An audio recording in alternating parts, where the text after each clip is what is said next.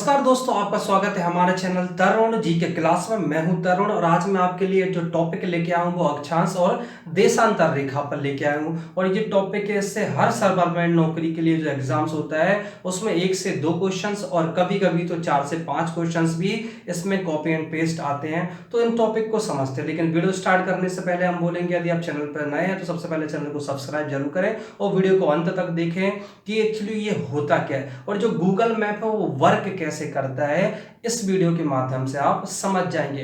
तो सबसे most important जो क्वेश्चंस आते हैं वो संविदा वर्ग 3 में और सीटीटी में से ज्यादा आते हैं। सबसे पहले पृथ्वी, यदि हम पृथ्वी की बात करें तो पृथ्वी जो है आकार में 5वें नंबर का सबसे बड़ा ग्रह है। यदि आपसे पेपर पूछे कि पृथ्वी आकार में कितने नंबर का ग्रह है तो आपको 5 याद करना है।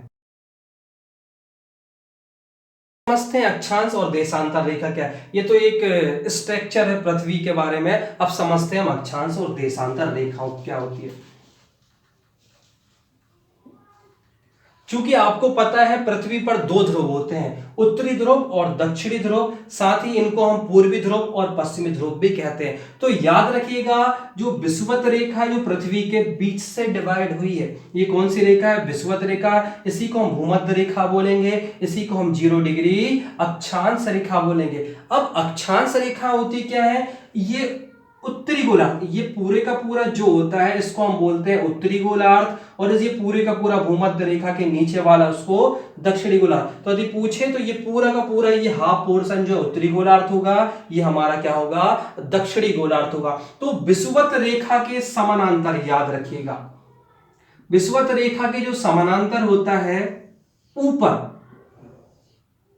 और विषुवत रेखा के नीचे जो रेखाएं होती हैं इनको हम बोलते हैं अक्षांश रेखा। तो अक्षांश रेखा की सिंपल सी डेफिनेशन ये हो गई, एक तो कि भूमध्य रेखा के समानांतर ऊपर उत्तरी गोलार्ध में और भूमध्य रेखा के नीचे समानांतर दक्षिणी गोलार्ध में खींची गई जो रेखाएं उनको हमने बोला अक्षांश रेखा। और याद रखिएगा, अक्षांश रेखा ऊपर ये विषुवत रेखा जो है, इससे जो ऊपर 90 रहती है, मतलब इनकी टोटल संख्या 90, और विषुवत रेखा के नीचे भी इनकी टोटल संख्या कितनी रहती है? 90। तो क्वेश्चंस आता क्या है समझते हैं। तो क्वेश्चंस बड़ा सिंपल आता है, तो कि बोलते कि टोटल अक्षांश रेखाओं की संख्या क्या होती है।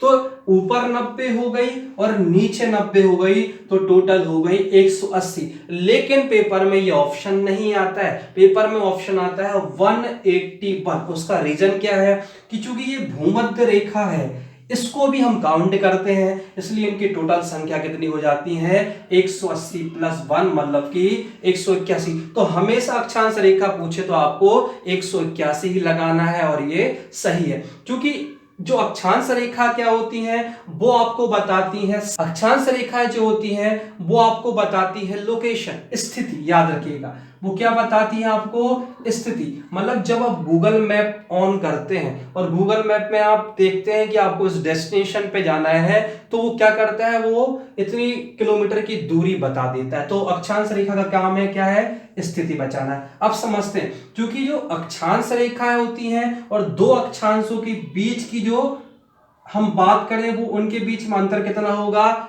1 डिग्री का। कितना होगा? 1 डिग्री का अंतर उन दोनों के बीच में होगा।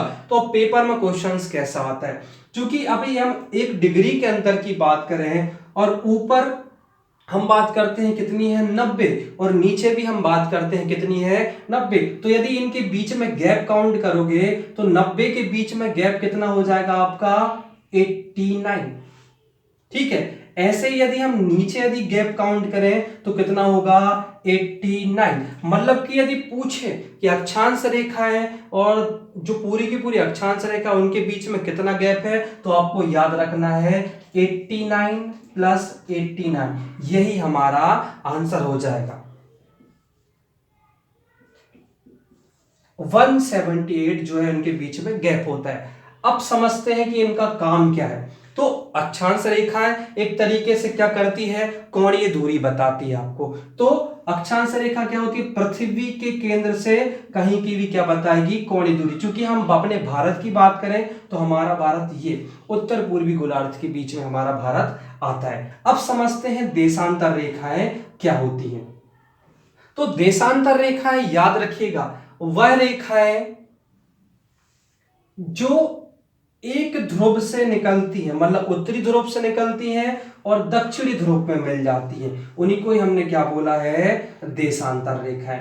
तो देशांतर रेखा हमेशा एक ध्रुव से दूसरी ध्रुव की ओर निकलती है, ये आपको याद रखना है। हमेशा ध्रुव टू ध्रुव कनेक्टेड रहेंगी, ये समानांतर नहीं खींचेंगे, हम इनको ध्रुव से निकालेंगे देशांतर रेखा। लेकिन देशांतर रेखाओं को समझने से पहले आपने सुना होगा जीएमटी, ग्रीनविच मीन टाइम।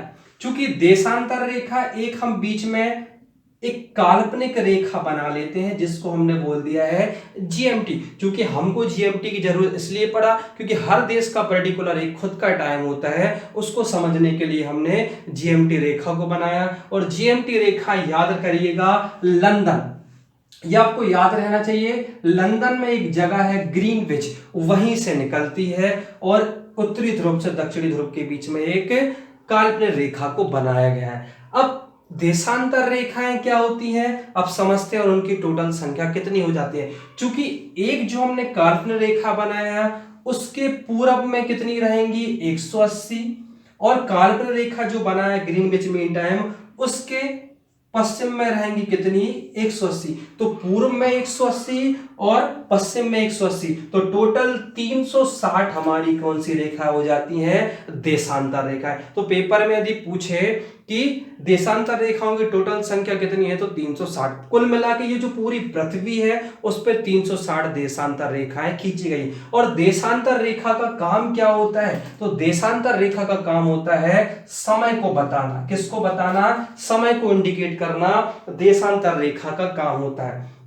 अब चूंकि हम समझते हैं तो पेपर में क्वेश्चन कैसा बनता है, बोला देशांतर रेखाओं की बीच की सबसे दूरी सबसे कम कहां होगी, तो ध्रुव पर। यदि ये क्वेश्चन बने तो आपको क्या लगाना, ध्रुव पर सबसे कम होगी। और पूछे देशांतर रेखाओं की दूरी सबसे ज्यादा कहां पर होगी, तो आपको याद रखना है विषुवत रेखा पर सबसे। क्वेश्चन बनता है कि देशांतर रेखा की दूरी विषुवत रेखा पर होती कितनी है, तो आपको याद रखना है 111.32 किलोमीटर सबसे ज्यादा होती है। फिर पूछे आपसे एक क्वेश्चन बताना भूल गया कि दो अक्षांश रेखाओं के बीच की दूरी कितनी है, तो आपको 111 याद रखना है। तो देशांतर की दूरी जो सबसे ज्यादा होगी वो विषुवत रेखा पर होगी। और दो देशांतर की रेखा के बीच की दूरी को हम गोरे कहते हैं, ये जरूर आप याद रखिए, ये कई बार क्वेश्चन रिपीटेड होता है कि दो देशांतर रेखा के बीच की दूरी को हम क्या कहते हैं, गोरे कहते हैं। अब चूंकि आप गूगल मैप ऑन करते हैं और आप देखते हैं जब लोकेशन डालते हैं कि मुझको यहां जाना है, तो पर्टिकुलर आप जहां पर प्रेजेंट है उससे आपको डेस्टिनेशन के बीच में टाइम भी बता देता है कि कितना टाइम लगेगा, साथ में जो दूरी होती है वो भी बता देता है। वो सब काम अक्षांश और देशांतर रेखा ही करते हैं। तो जो ग्रीनविच मीन टाइम है जीएमटी, इससे पूर्व की ओर जाने पर समय कितना हो जाता है, प्लस में।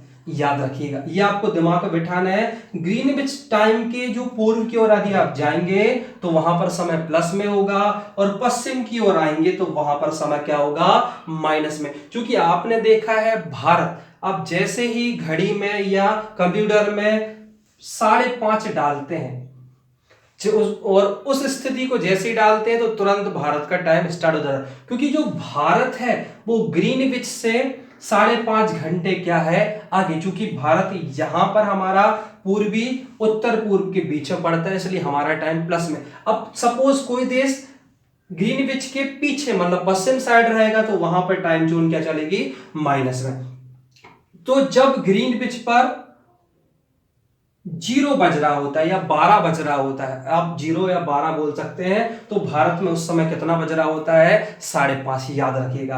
अब एक देशांतर रेखा को पार करने में आपको 4 मिनट, मतलब यदि आप इस देशांतर से इस देशांतर के बीच में जाएंगे तो आपको कितना मिनट लग जाएगा, 4 मिनट। याद रखिएगा कितना मिनट लग जाएगा, 4 मिनट। क्योंकि आपने पूरा का पूरा जो पृथ्वी है उसको हमने 24 घंटे में डिवाइड किया हुआ है। तो जब आप जीएमटी से पूर्व की ओर यहां जाएंगे तो आपको 12 घंटे का अंतर मिलेगा, और जीएमटी के आप पश्चिम की ओर जाएंगे तो 12 घंटे का अंतर। इसलिए जब कोई देश बिल्कुल पश्चिमी और पूर्वी के बीच होता है, इसलिए उन देशों के बीच में एक दिन का डिफरेंस हो जाता है। जैसे आपने देखा होगा जब भारत में इतना बज रहा होता है तो ऑस्ट्रेलिया का टाइम जोन अलग होता है, अमेरिका अलग होता है, क्योंकि इन सब की स्थितियां बिल्कुल अलग अलग होती हैं। तो मेन पर्पस अक्षांश रेखा का क्या है, स्थिति बताना और देशांतर रेखा का समय बताना। तो भारत की जो टाइम जोन है वो प्लस में है, याद रखिएगा। अब बात करते हैं सबसे इंपॉर्टेंट कर्क रेखा और मध्य मकर रेखा। कर्क रेखा क्या होती है, जब हम बात करते हैं विषुवत रेखा के ऊपर हम 23.5 डिग्री जाते हैं, याद रखिए कितने डिग्री, 23.5 डिग्री हम जाते हैं, तो इस रेखा को हमने बोला कर्क रेखा। आप स्क्रीनशॉट ले लीजिएगा बाद में पढ़ने के लिए। तो जब आप भूमध्य रेखा के ऊपर 23.5 डिग्री जाते हैं तो वहां पर कौन सी रेखा होती है, कर्क रेखा। वैसे ही जब आप भूमध्य रेखा के नीचे 23.5 डिग्री जाते हैं तो ये होती है हमारी मकर रेखा। चूंकि आपने देखा होगा कर्क रेखा भारत से कहीं ना कहीं बीच से गुजरती है, क्योंकि जो हमारा भारत है वो कर्क रेखा पर स्थित है, इसलिए जो कर्क रेखा है भारत में के बीचों बीच से निकलती है। अब बताइएगा कमेंट करके कि कर्क रेखा भारत के कितने राज्यों से गुजरती है, और स्पेशली ये बताइएगा कि मध्य प्रदेश में कितने जिलों से निकलती है, कमेंट बॉक्स में। अब हम आगे समझते हैं इनका काम एक्चुअली है क्या। चूंकि सूर्य आपको पता है रेगुलर या पृथ्वी सूर्य का चक्कर लगा रही है, तो जब जो सूर्य होता है कर्क रेखा पर लंबवत चमकेगा, याद रखिएगा सूर्य जब कर्क रेखा पर लंबवत चमकता है तो 21 जून, जो कि थोड़े दिन बाद आने वाला है, 21 जून को उत्तरी गोलार्ध में सबसे बड़ा दिन होता है, याद रखिएगा। तो क्वेश्चंस आता कैसा है, बोलेगा 21 जून बड़ा दिन ही क्यों होता है, क्योंकि सूर्य कर्क रेखा पर लंबवत चमकता है। तो उत्तरी गोलार्ध में क्या होता है, 6 महीने आपने पढ़ा होगा पोल्स, मतलब कि गोलार्ध में 6 महीने दिन और 6 महीने रात होती है। क्योंकि जब सूर्य कर्क रेखा पर लंबवत चमकेगा तो 21 जून सबसे बड़ा दिन होगा। ऐसे ही सूर्य जब मकर रेखा पर लंबवत चमकेगा तो 22 दिसंबर सबसे बड़ा दिन होगा, कहां पर, दक्षिणी गोलार्ध में। ये क्वेश्चंस बहुत बार होता है कि उत्तरी गोलार्ध में सबसे बड़ा दिन कौन सा होता है, तो 21 जून, और दक्षिणी गोलार्ध में सबसे बड़ा दिन कौन सा होता है, तो 22 दिसंबर, याद रखना है। साथ ही साथ जब सूर्य भूमध्य रेखा पर लंबवत चमके, इसको जरा अच्छे समझिए, जब सूर्य भूमध्य रेखा पर लंबवत चमकता है तो 21 मार्च, ये डेट याद रखिएगा, 21 मार्च और 23 सितंबर, 21 मार्च और 23 सितंबर को दिन और रात बराबर होते हैं। ये क्वेश्चंस भी बहुत बार रिपीटेड होता है कि जब सूर्य भूमध्य रेखा पर लंबवत चमकता है तो 21 मार्च और 23 सितंबर को दिन और रात बराबर होते हैं। तो उत्तरी गोलार्ध आए तो 21 जून लगाना है, और दक्षिणी गोलार्ध आएगा तो आपको 22 दिसंबर लगाना है। ये दिन के बारे में था। अब थोड़ा हम समझते हैं कि सूर्य ग्रहण क्या होता है, शॉर्ट में समझते हैं सूर्य ग्रहण। तो याद रखना भैया, जब सूर्य और पृथ्वी के बीच में चंद्रमा आ जाए, किस किस के बीच में, सूर्य और पृथ्वी के बीच में चंद्रमा जाए, तो जो सूर्य का प्रकाश जो होता है वो एक तरीके से पृथ्वी तक नहीं पहुंच पाता, और जब हम सूर्य को देखते हैं तो हमको ऐसा लगता है वो ढक गया है, तो चंद्रमा उसको पूरा का पूरा घेर लेता है, तो उसको हम सूर्य ग्रहण करते हैं। और सूर्य ग्रहण सबसे ज्यादा पूछते हैं कि किस डेट में होता है, तो अमावस्या आपको याद रखना है। सेम ऐसे ही चंद्र ग्रहण की बात करें, जब सूर्य और चंद्रमा के बीच में पृथ्वी आ जाती है तो सूर्य का प्रकाश चंद्रमा तक नहीं पहुंच पाता, उसको हम चंद्र ग्रहण करते हैं। और चंद्र ग्रहण हमेशा पूर्णिमा के दिन होता है। ये दो चीजें भी आपको क्लियर कर लेनी है। आई होप आपको वीडियो जरूर पसंद आया होगा। इतने से वीडियो में बहुत सारी चीजें कवर हो रही है और ये एग्जाम से बहुत ज्यादा आती हैं। तो यदि आपको वीडियो अच्छा लगा हो तो लाइक करें, शेयर करें, कमेंट जरूर करके बताएं कि इंप्रूवमेंट की क्या जरूरत है और आपको किस किस टॉपिक्स पे जो आपको समझ में नहीं आता वो वीडियो हम जरूर बनाएं। आई होप वीडियो पसंद आया होगा। सब्सक्राइब करें, लाइक करें और हमारे चैनल्स पे बने रहें। जय हिंद, धन्यवाद।